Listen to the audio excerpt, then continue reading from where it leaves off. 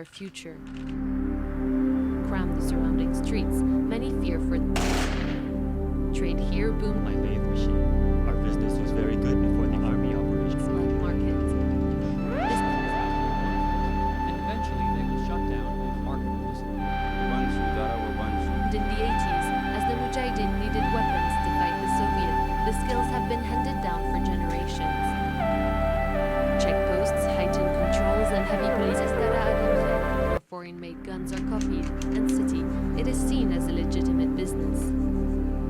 A profession these gun lovers and a growing number of shops in the main street now sell groceries. Although illegal, the gun trade here.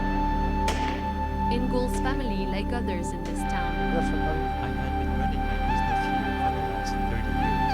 Our business has plummeted, and now I want to sell. This is an MP5. and in this tribal area where gun culture is deeply embedded in male identity's presence are taking their toll. Customers are hesitant to come or has long been tolerated by authorities. It's next door in Afghanistan.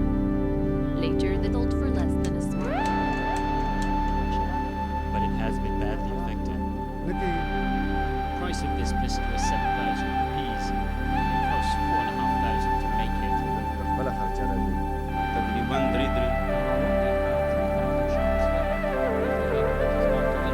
The number will drop. Against insurgents all over the country.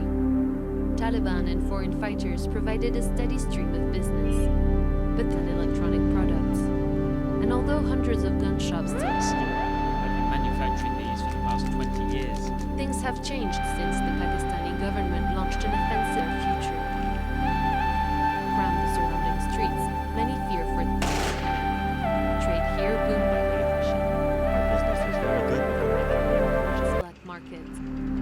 This 3,000 to 1,000. And eventually they will shut down if market will disappear. in the 80s, as the Mujahideen needed weapons to fight the Soviet, the skills have been handed down for generations.